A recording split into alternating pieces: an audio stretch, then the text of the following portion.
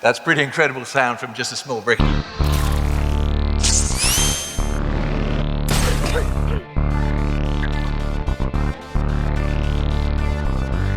What's up folks, it's 2bricks and I'm here to cover a very big announcement from LEGO that they are hyping up a lot. This is the Smart Brick and Smart Play system that they are touting as the biggest innovation that LEGO's ever had since 1978 when they initially introduced the minifigure. So this is a huge deal according to them.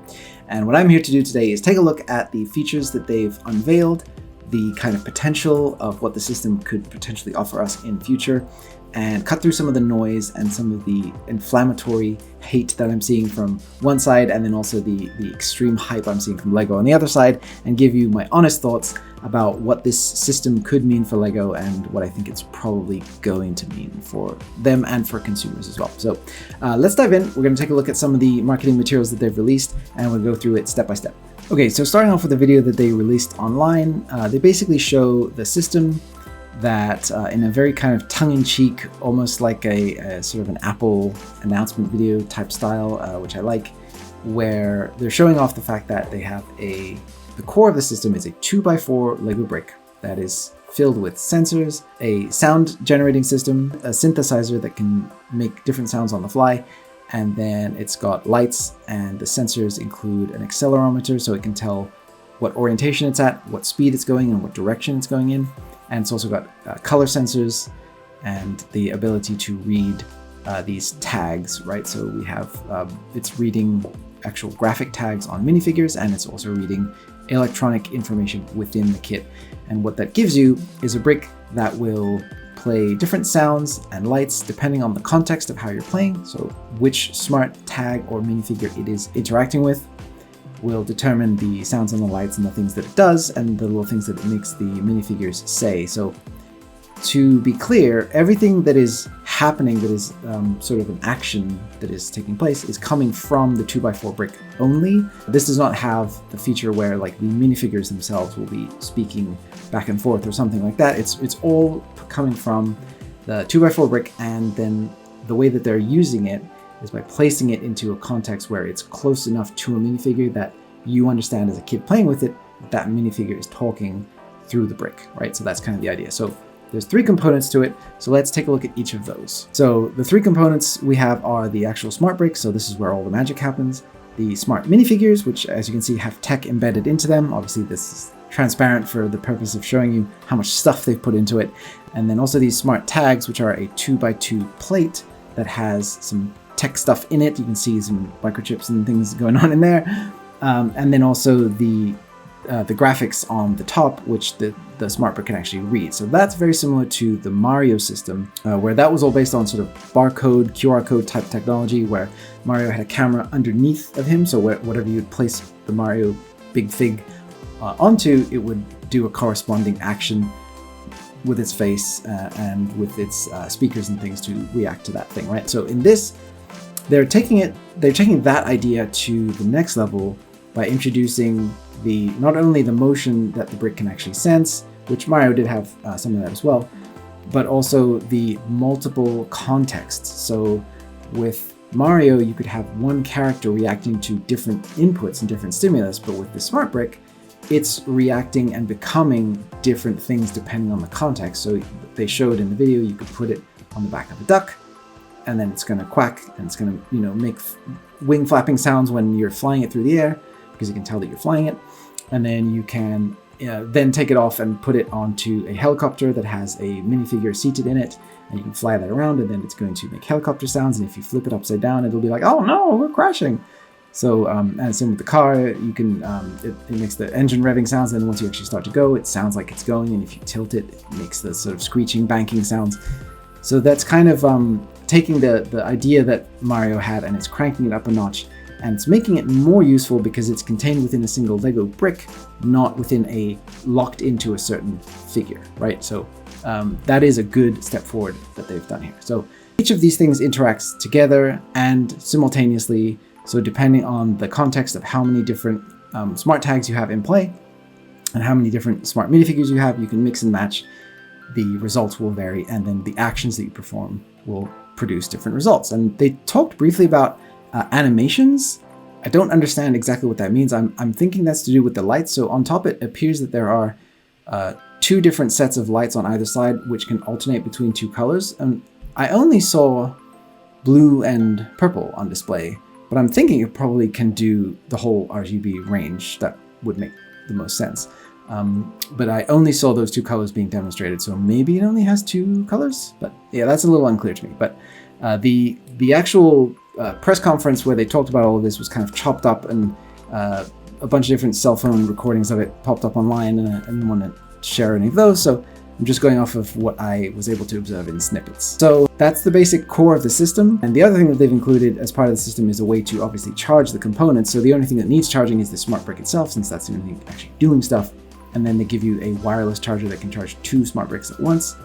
And I'm thinking in the future, they probably are going to want to do one with a larger capacity. If they're going to do bigger sets with a bunch of different smart brick functions in them, you're probably going to want to have the ability to charge 4 or 5 or 6 at once. So, but yeah, initially they're giving you a charger that can do 2, and it's sort of a wireless dock, similar to a electric toothbrush is how they describe it. So that's cool. That's a good system. You're going to be able to power your bricks from there and then just take them off and play.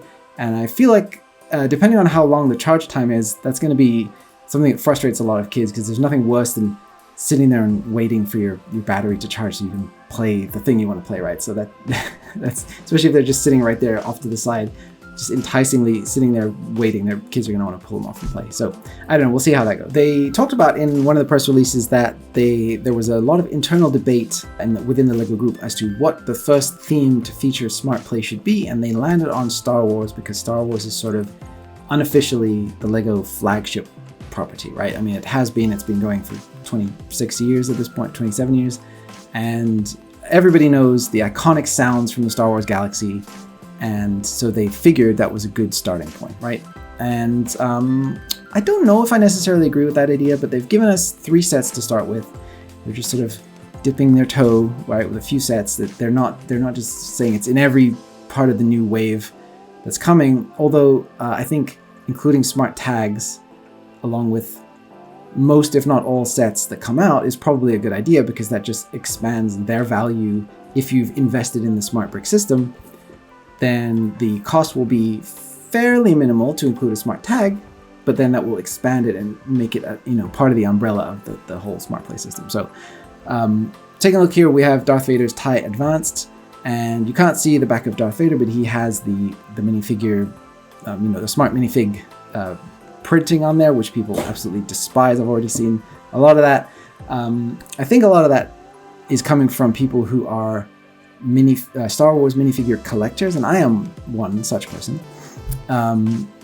But I think that you sort of have to make the accommodation that for the system you need to have these printed elements visible on the characters' backs in order to make it work, and so you just kind of have to, as an adult, forgive that as just part of this integration, and just know that we're not going to get exclusively smart minifigures going forward for everything, right? So as long as the minifigs can actually do all the things that they're supposed to do, their arms can move. Like I remember back in the 2005 days when they were doing the light up minifigures, people were very, very unhappy that the figures, the legs and the torsos were locked. The heads kind of free rotated, so that was no good. And then the arms didn't really move. I think one arm was like locked in place, I believe. So yeah, people did not like that, and that's why that system did not survive. So this is minimally intrusive with a character like Vader who has a cape, but then in order to use the smart brick, you have to lift the cape up so that it can see what is on his back. So it's interesting. The TIE Fighter looks pretty good from the front, and you can see here again, we get a charging dock here and a little side build with presumably something with a smart tag in it so that you can have like the refueling noise or something, or some lights to show that it's like refilling Darth Vader's TIE Fighter. I'm thinking that's what this is, so you presumably have some sort of a glug glug glug sound effect that'll happen, and sort of a flickering of the lights to show that the fuel is going in. And then obviously you can place it in the back with Vader himself. And then we have this little turret with a rebel trooper, and again I'm thinking you're going to be able to put it in there and have it go pew pew pew, right? So that's kind of the whole point of the thing. So yeah, you can see here they're showing that the lasers are going to be targeting. So I'm thinking that what they're indicating here is that the sounds will play as your TIE fighter approaches the Rebel minifigure, it will start to fire, like do the laser fire sound effect, in addition to the TIE fighter sound effect, right? So because the way that the system works, the reason why there's tech inside of the minifigures themselves is that they want to be able to tell how far a minifigure is from the smart brick and which minifigure it is, so that the system can do things like this, like fire on the rebels, right? When you're getting close by. That's all cool. This is the part where it starts to be like, ooh, that's not so good, because in order for the system to accommodate this 2x4 brick, there needs to be a big old hole in the back where you can easily put it in and take it out, because that's the whole kind of thing of the system, right? Is to be able to easily place the brick in, play with the TIE fighter, then take it out, then stick it in on a sheep or whatever other thing you're going to play with next, right? So they don't want it built into the thing. So as a consequence, you have this big old hole in the back. And the reason why there's a hole in the front of like where the figure will sit is so that it can read that Darth Vader is sitting in front of it, right? So there's, again, a big hole here and then a big open space in the back of the cockpit. And again, I think that's really immersion breaking for kids, so I'm not sure how well that's going to be received, and it requires a lot of additional imagination on your part as a kid participating in this play to get the benefit of lights and sound. So we'll see. We'll talk about that in the positives and negatives section, but we'll see how that's received. Next up, we have the X-Wing. We have a new cockpit piece, which I've been calling for years and years and years, and unfortunately, it's a really stubby, chibi, scaled down. It's not at all what I was asking for, but that's okay. This system is not for me. This is for younger kids to enjoy. So the X-Wing itself, again, I think it fared a little bit worse than the TIE Advanced, because the TIE Advanced at least has the recognizable shape and it has the TIE cockpit. Whereas with this X-Wing, everything is kind of, the cockpit is super far forward, and then the nose is really, really stubby, and the engines are really small, and overall, and it's this big old like section at the back here that's kind of sticking up, and there's this big gap right in the middle again for you to put the smart figure in, and then it can read the fact that it's got Luke Skywalker in the cockpit.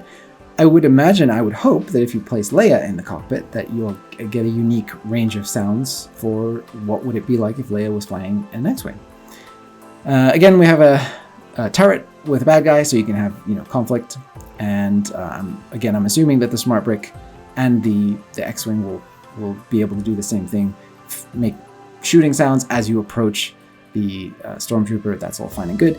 And then we have the little kind of rebel ground trooper cart thing, which is actually a really nice looking build. And again, I'm seeing what looks like refueling stuff, so I'm thinking there's going to be another refueling type sound and light combo that you can do with that. Oh, and then they do show also here with the little side build with the sort of communication array here. Leia can be doing something, transmitting the Death Star plans or what have you, and then it's going to be making the sounds depending on who's standing at the console. So that's reading, that's what this symbol indicates, it's reading the Leia minifigure, and then it's playing the relevant sounds. And then as you swivel this around, that will trigger the sort of doo-doo-doo-doo-doo kind of like, it's like the finding the signal kind of thing and transmitting the data type sounds, I presume. I haven't actually got to hear what these are like just yet, but this is what I'm thinking.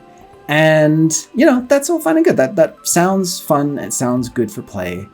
I just think that the sort of very obvious nature of this smart brick as a big techie thing, and the fact that the sets have to accommodate them is going to break a little bit of the immersion for kids playing. But, we'll see.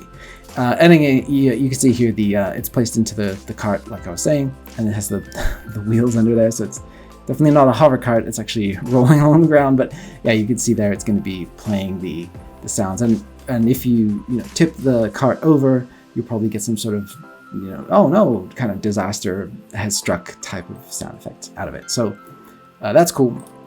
And then the final set that they unveiled is the throne room and A-wing combo. This is kind of interesting. So we're reenacting the space battle simultaneously with the final fight between Vader and Luke. And then they showed this sort of rock'em sock'em robot type remote fight thing here. They demonstrated that in one of the videos that I saw, where if you place it behind one of the figs, the smart brick will know that they're fighting, know that the figures are getting close together, make sort of lightsaber clashing noises not when they touch, because it has no way to know that, but as they get within certain proximity and a certain kind of orientation, it will know how to do that. And you have two smart bricks here, so they will be able to interact with one another, I believe. So, or one of them is to place in the A-wing, and one of them is to place in the dual. I'm not sure. But yeah, and then we also have, you can see the smart tag here on the turret. So, you can have, I guess, 4 kids playing with this set at once, or 4 or even 5, where you have one kid manning the turret, one kid on either side remote piloting, Vader and Luke, and then one playing with the A-wing, but you only have 2 smart bricks. And the reason I said 5 is because you also have this little scene up here with Palpatine, and you could be doing something with that, but really it's for 4 kids, right? But I'm not sure that having that level of play with only 2 smart bricks will work out, but we'll have to see. Again, I'm not sure how many bricks you need to have involved to activate certain things, like will the fight work if you just have 1 smart brick, either with Luke or with Vader, or do you need to have both engaged with that and then take them both out to then put into the A-wing and the turret? So it's gonna be interesting. And here you can see just the build process, and this actually doesn't look bad. The throne room actually looks decent. It's like the throne room is like the new Luke's land speeder. We've gotten like 5 of them in the last however many years, but here's another one. And I like the use of this clear dish piece with the 2 click hinge parts on it printed for the window. That's a new piece for that, I believe, or a new print for that piece. Typically we just get a regular dish, so I like that. And then the A-wing itself looks pretty good. I think the shapings on it actually is pretty good, and it's not too super deformed looking to where you don't know what it is. And the way that the smart brick is hidden back there behind the pilot looks a little more natural than with some of the other vehicles that have gone really weird and deformed and sort of had to really change the shape of the core vehicle to accommodate. So this actually works pretty well, I think. This is probably my favorite set, I think, of the wave. And then, yeah, you can see here, so we have both smart bricks are engaged. So one is in the turret, one is in the A-wing. So you will not be able to do the fight while you're doing this part unless you have 2 extra smart bricks. And I don't know, LEGO didn't mention anywhere that I saw that they're going to be selling smart bricks just as on their own, but surely they will, right? If this system is going to be as widely integrated as they're saying, you need to be able to get extra charging docks and extra bricks on their own, and then smart tags will just be sprinkled in, and smart minifigs sprinkled in throughout sets in different waves, and then you can just place the bricks in the different scenarios, right? But I'm pretty sure they're going to want to sell you the brick on its own. I don't know, we'll see. And then you can see here a little preview of the sets that are to come. We have the Millennium Falcon, which is looking kind of a little bit chibi-fied, but not too bad. It looks like it's a sort of in between of the MIDI scale one from a few years ago and then the play scale ones that they normally do. So let me move my head so you can see that right there. So Millennium Falcon. And then we're also getting a, speaking of Luke's Landspeeder, we're getting one of those. And then a cantina, like a Mos Eisley cantina set here. So you'll be able to place the smart brick down and see if Han or Greedo shoots first. So that I'm excited to see how that works out. So I think we're getting a good spread of things to try this system out, and hopefully it's going to be a lot of fun. We shall see. All right, and then I quickly want to go over all of the good and bad points about the system here, that as far as I can see. But first, a quick word from today's sponsor, LumiBricks. What's up, folks? It's 2bricks, and I'm here to do a quick review of this LumiBricks set, the Alien Frontier Bounty Hub. This thing is incredible. It looks so good day or night, thanks to the 15 integrated LED lights that come with the set. In addition to looking great, it also comes with a bunch of really cool play features, like this super slick elevator, which goes all the way down from the basement to the top floor. Lots of removable sections so that you can access the ample interior space. and this removable bathroom for, I guess, the bounty hunter who just can't wait. And once you do remove the bathroom, you can actually see there's this wanted poster back here that tells you that one of the bounty hunters is actually an alien criminal hiding in plain sight. I really love the overall look of the set, and the way that it's perched up here on top of this rocky alien landscape is simply perfect. It really has the look of a module that was dropped in by some sort of spacecraft and then bolted to the ground and served as the bounty hub headquarters for this area. The included 3 alien figures all look great, and even though they have their own names and roles, I like to call them Gooey Bluey, Galaxy Brain, and Mushroom Guy. And there's also these 2 awesome robots that can help defend the base. The set comes with over 2,000 top quality bricks, amongst which there are tons of unique part types and colors, as well as 32 printed elements and no stickers whatsoever. So that's absolutely awesome. This set is a ton of alien fun, and if you are interested in LumiBricks, make sure you check out the other unique themes that they have. They have a bunch of really unique IPs that they've developed themselves, and I absolutely love them. So that's it. I had a great time building this set. Thank you so much to LumiBricks for sending it over, and if you're curious to know more, go to lumibricks.com and check out all the cool stuff they have over there. Alright, so the good and the bad. Starting with all the good. Number one, for me, the most good thing about it is there's no screens or apps required. That is fantastic. I was worried when they initially announced just the name Smart Bricks that we were going to be getting an annoying, clunky app-based system, and you were going to have to, you know, hold your phone up to a thing, and it was going to be a whole annoying thing. That's what I was worried about. Thankfully, that is not the case. And it's just, you plug the bricks in and it works and it does what it needs to do. And it's very much just a toy only thing. So that's good. The second really good thing is the wireless charging aspect of it, where it seems very convenient that if you just have a charging dock near where your kids play with Lego, they can just put them on there when they're done playing and they'll just be charging and then they'll be ready to go when you want to play again. So I like that system a lot. I'm really glad that there's no having to plug it in or change batteries. My goodness, can you imagine? That would be terrible.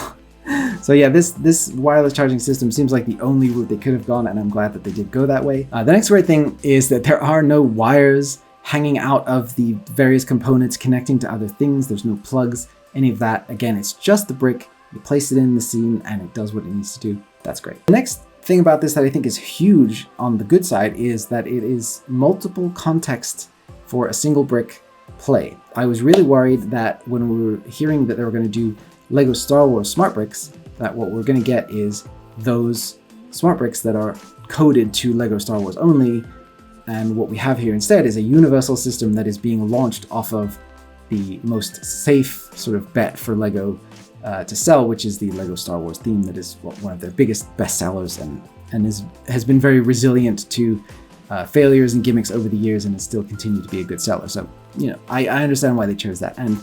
But it did have me worried that you were going to have to invest in multiple different smart brick systems depending on which sub-theme you're into. But no, you could take this out of the TIE Fighter, you put it in the car, you can put it on the tree, you can make the scroll, make the sound, whatever it's going to be, right? Whatever things they end up making more tags for, that's what you'll be able to use the same smart brick for. And that's a great piece of decision making on Lego's part.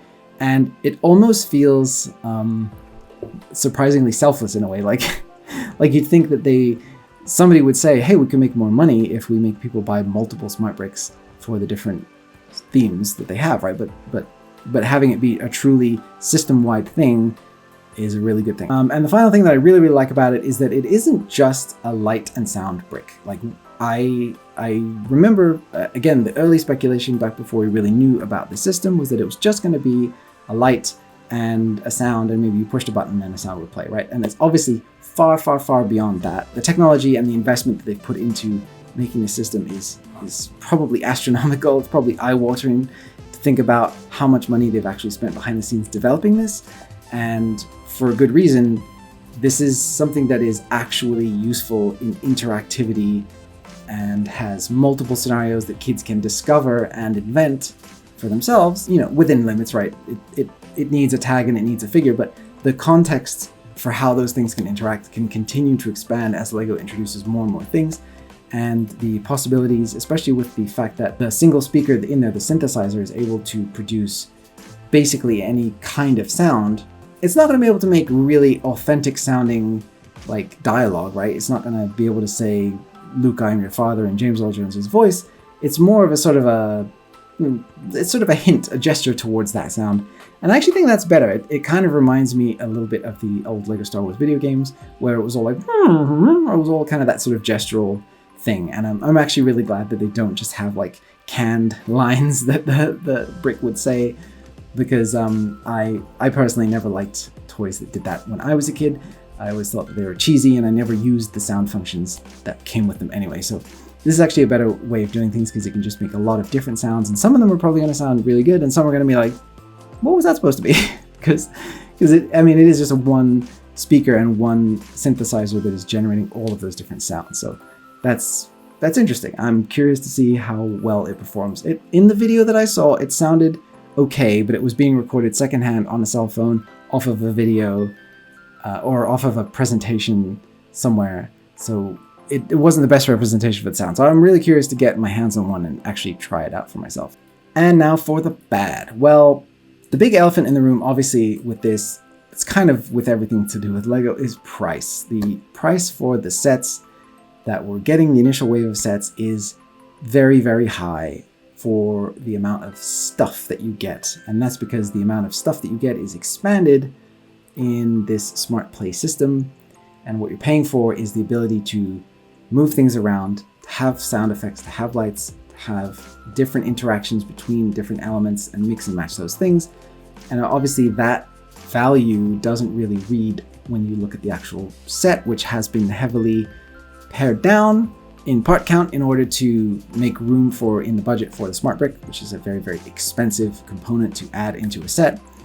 And so what you end up getting is sets that are compromised in how they look and boosted in how they function with this whole new system. And you might look at the price and see the box art and see what you get and just be like, hell no, that's ridiculous.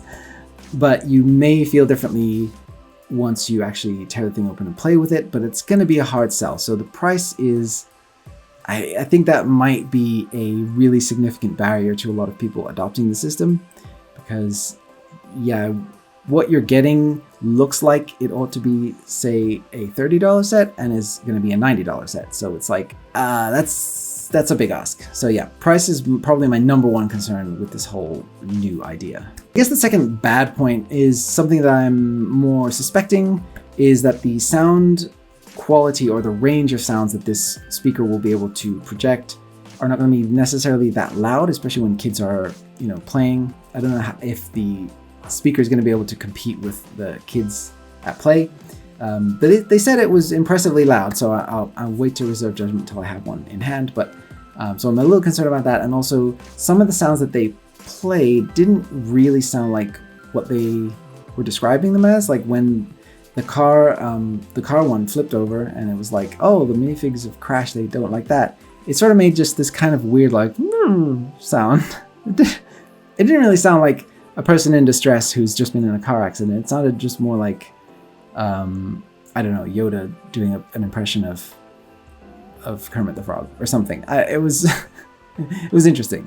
So I am worried that some of the sounds that they're doing might make kids like scratch their heads, as opposed to be like, oh, that's so cool, it sounds just like that thing.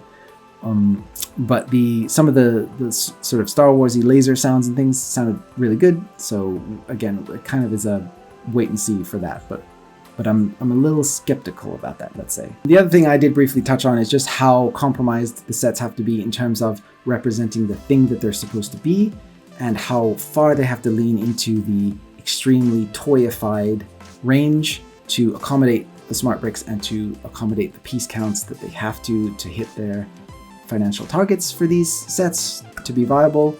I'm a little concerned that, again, they've had to go just a little too far in terms of the design choices looking weird, and that a lot of kids are going to be turned off by that. And certainly older Star Wars collectors who are used to and want everything to look like a beautiful UCS model are going to look at those and be like, oh, no way. Also, the compromise of having the print on the back of the minifigures is, again, something that's going to be interesting.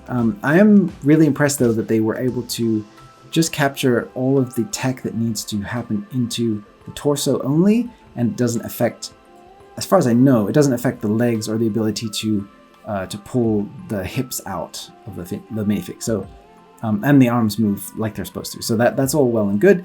The only thing is the outward visibility of that print is going to bother some people, and people have already been very vocal about that. So yeah, we'll see how that plays. And then the largest overall concern that I have outside of the price is just, is this necessary? And what I mean by that is, it's cool, it does cool stuff, but isn't it already doing something that kids already innately do when they're playing, which is to make sounds, reenact scenes from the movies, to do the dialogue, and to, like, when you're flying in with a TIE fighter, when you're a kid playing and you're saying, I'm shooting at your base, watch out, I'm shooting you right now, pew pew pew, they're making the sound effects already because they know the context of the play, because they're human beings with brains. So I guess what I'm saying is, do we need this?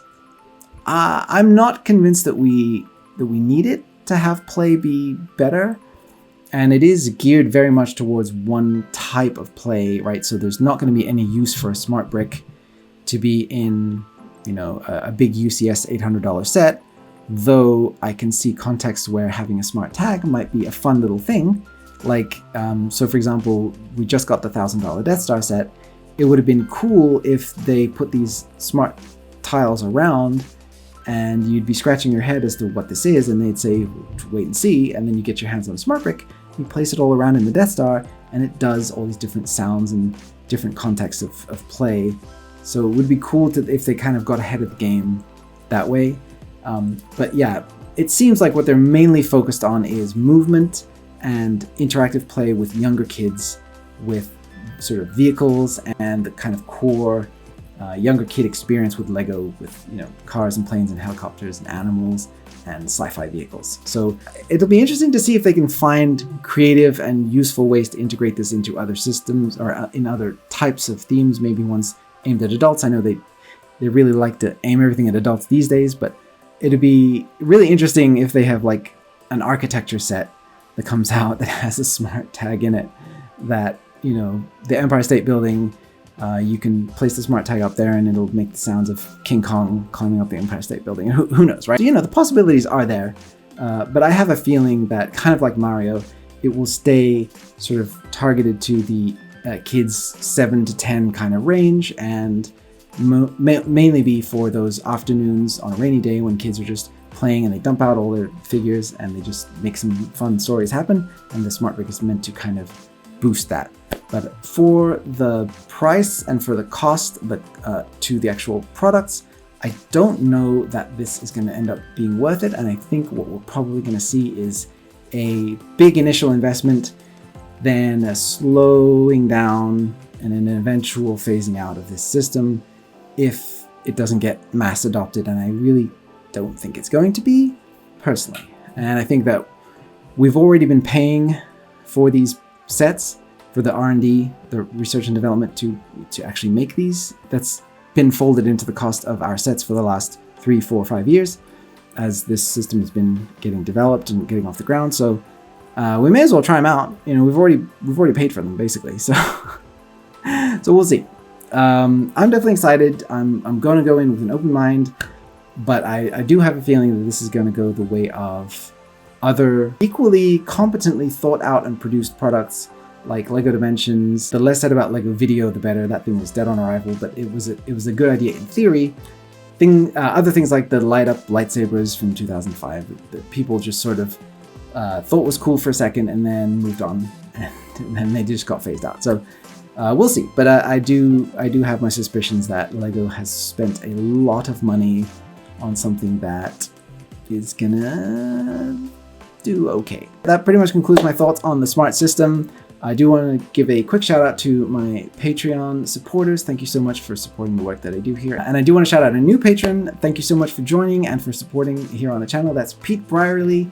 Thank you so much for your contribution, and I'm going to be giving you Star Wars character fan art today. So Pete, I'm going to be giving you the character of Eteb Libri. Eteb is a Dug who lives on Coruscant and raises deadly Corellian hounds to sell to all of the different scoundrels and black marketeers.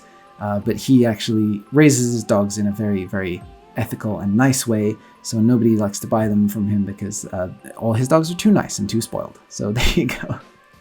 So that's your character. I hope that you enjoy it. I'm going to be doing spaceships for each of the characters that I've done so far. So thank you guys so much for supporting and continuing to support. Of course, if you are interested in getting your own Star Wars character fan art, or just supporting the work that I do here, or attending bi-monthly hangouts, or getting discounts on my Rebrickable store, please head on over to patreon.com/2bricks and check it out and see all the cool stuff that we have going on over there. I'm very proud of it. So thank you guys so much. I'm going to get to work on the next video. I have modifications for the Enterprise D coming very soon. And I actually have some other alt brick sets that have been sent to me that I'm going to be reviewing, some smaller ones, because I'm really interested, especially now with LEGO doing a lot of different things and pivoting in different directions and being very expensive right now. I'm interested more than ever in alternate brands and seeing what's out there, especially if they're compatible with LEGO. So look forward to those as well as many other mocks. I have my Venator that is in progress. I have a room tour video coming soon, and I have new installments for the Microfleet and for a bunch of other things. So keep an eye out on the channel for all of those. So thank you so much. I'll see you on the next video, and may the force be with you.